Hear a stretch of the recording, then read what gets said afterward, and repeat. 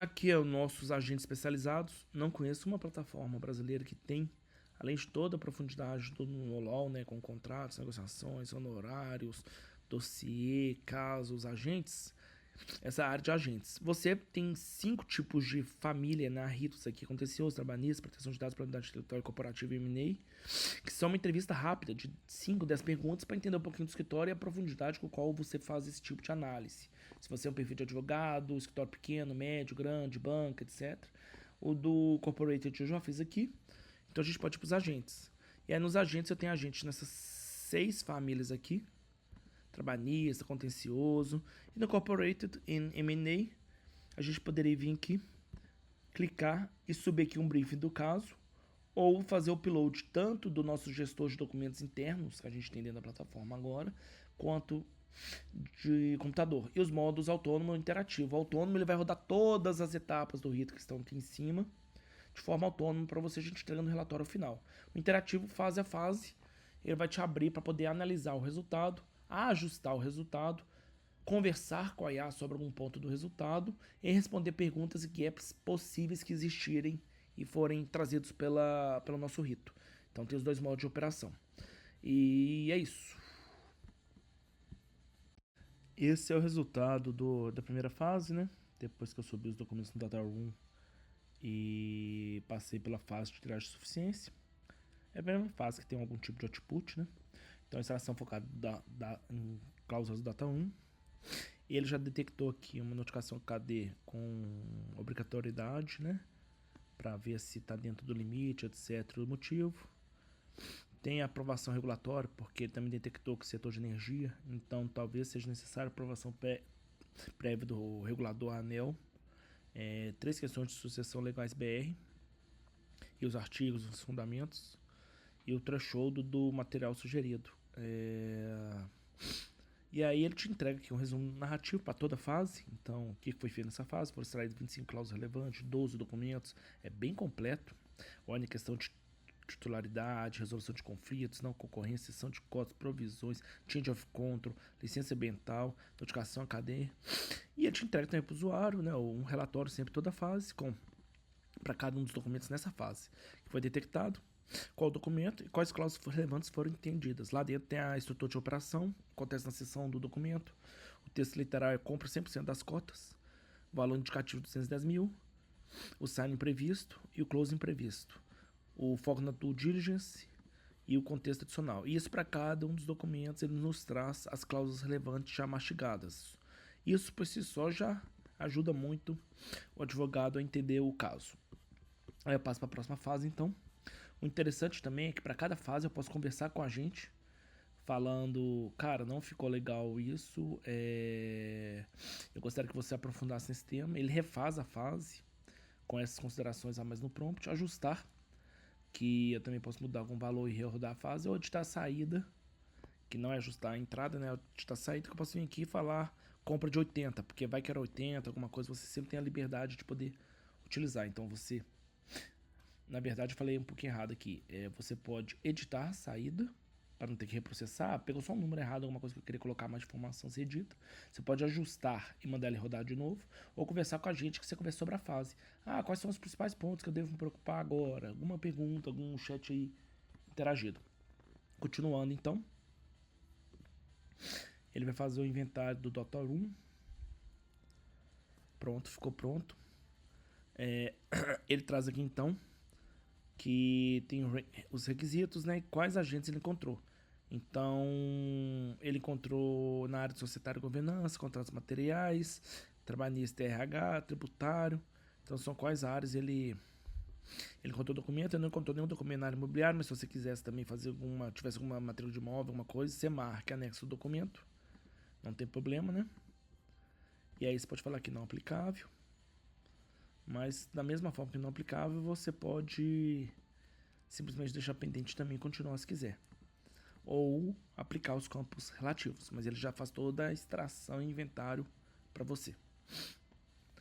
Passa para a próxima fase, que é o filtro de materialidade. Ele vai perguntar em quais categorias a gente deve entrar e se a gente quer aprofundar ou não no treinamento de alguma delas. Vou pôr todos aqui, mas não necessariamente é o caso.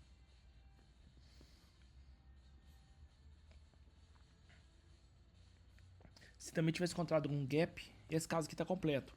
Mas se eu tivesse submetido um caso de due diligence que eu não falei qual que é a lente compradora, vendedora, ele iria de cara na primeira fase ali do triagem de suficiência e ia falar, você não especificou a lente, se é compradora, se é vendedora, então não tem como trabalhar. Ou se você não tivesse falado porcentagem da compra, 100%, 50%, tivesse falado compra de ações, ele ia perguntar qual o tamanho da compra, qual que é a percentagem, etc.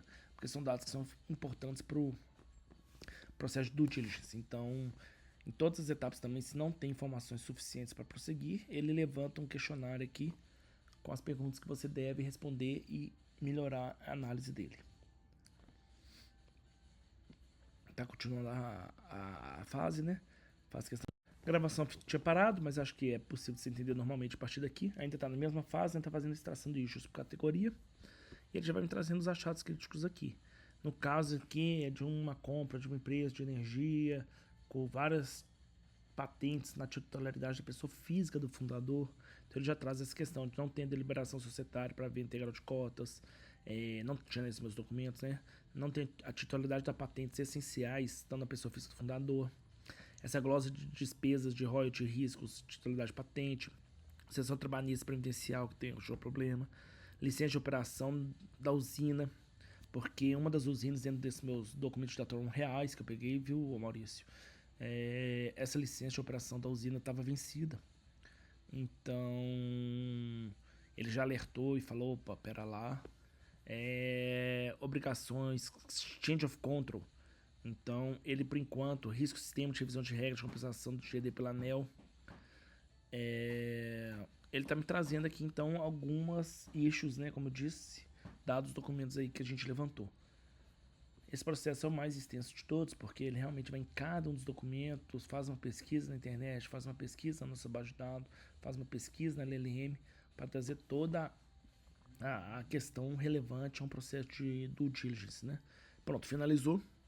Aqui no resumo narrativo ele vai me trazer só uma visão rápida dos achados críticos. E aí em relatório, ele já me fala, a análise da categoria societária revelou esses pontos críticos, ausência de deliberação para a venda, aliado de titularidade, pode representar um risco substancial, blá blá blá. E aí me traz todas as issues com a sua gravidade. Então, para cada área, né, que a gente aprofundou lá, societário, tributário, trabalhista, previdenciário, ambiental, contratual, blá blá blá, que legal. Ele me traz as issues e quantas foram críticas ou não. Então, no societário tem quais? Tem ausência de deliberação, que está nessa parte do documento, dentro do documento de atas de deliberação. Essa fundamentação legal. Esse é o tratamento sugerido. E aí, se você pega a titularidade da pessoa física fundador, confirma com o cliente, tem nesse documento aqui, que é o documento de demonstração financeira de propriedade intelectual, o fundamento é tal e o tratamento é tal. E isso vale para qualquer uma das áreas. Vamos pegar aqui o proteção de dados. Nessa questão de proteção de dados, a análise da categoria revelou diversas não conformidades significativas com o LGPD, que pode gerar risco passivo. Então, verifique cada um desses aqui. Então, assim, faz uma análise completa de todos os arquivos em todos os campos de societário até a proteção de dados, trazendo para você os achados críticos e todo o detalhamento da gravidade. E aí nós vamos para a próxima etapa de novo. De novo com aquele esquema que eu falei, não sei se gravou ou não, então vou pôr de novo. Que eu posso conversar com a gente, então eu posso abrir um chat aqui agora e conversar sobre as questões tributárias ou societárias. O que você me recomenda, ou você pode me escrever um texto para eu já comunicar ao CEO da empresa. Então a gente dá um assistente para você conversar sobre a fase. Em ajustar, você ajusta algum dado e ele roda novamente a fase. Em editar a saída, você não quer rodar tudo de novo, porque tem custo, tem tempo. E pode mudar algum tipo de resposta, etc, que você está muito satisfeito. Então você vem aqui editar a saída e só mudar não. O valor não é 5 milhões aqui, o valor é 8. Então o editar te permite você editar toda a saída para continuar sem ter que rodar a fase novamente. Nós vamos continuar do jeito que está. E ele foi para agora a fase de quantificação de contingência.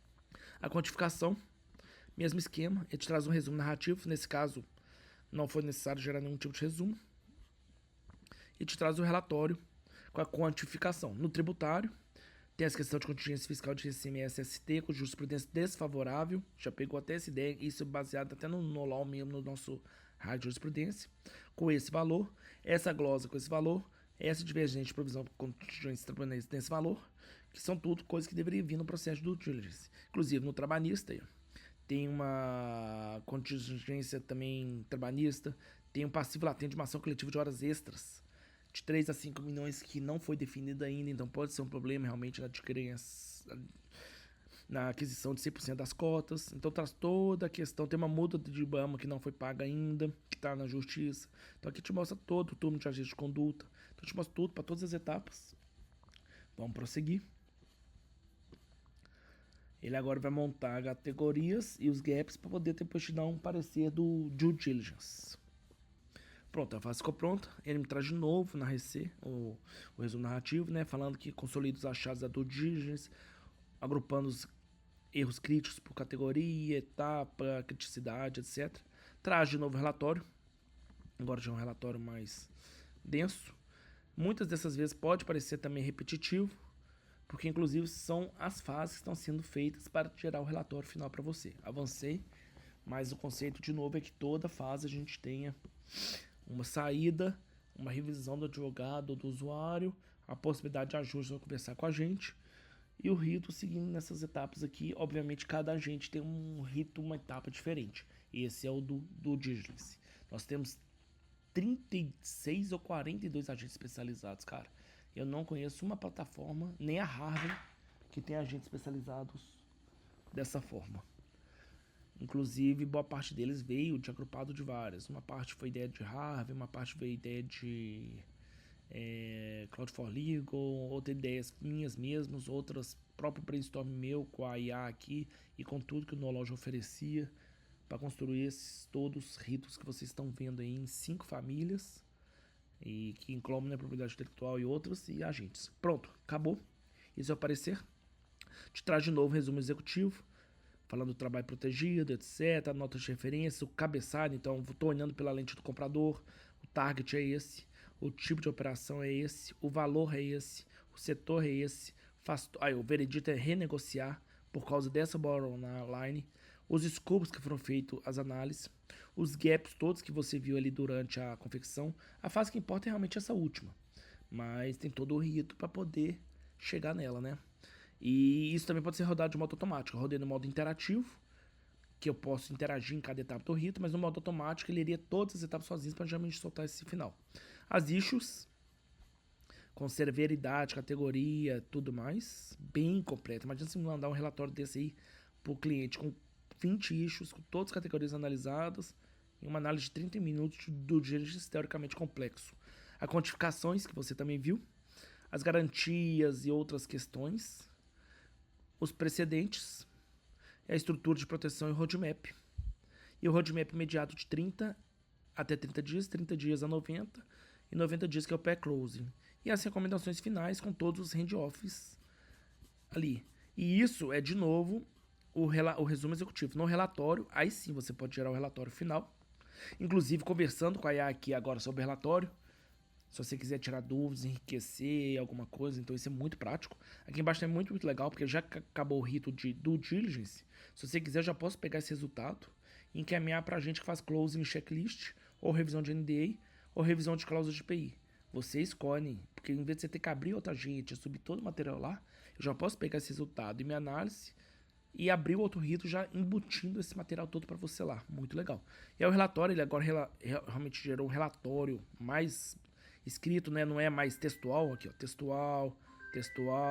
Textual, né? Bullet points, quer dizer. Aqui já gerou um relatório textual mesmo, narrativo. Introdução e escopo, documentos analisados, análise por fase e área, o cada uma das questões e áreas de foco, concorrência do CAD, achados principais, riscos e recomendações, conclusão e próximos passos. É o mesmo relatório que você viu na outra aba, mas aqui agora no formato textual para você encaminhar para o cliente. Se você gostou, você pode exportar o DocX e vir aqui e ver o DocX na entrega aqui.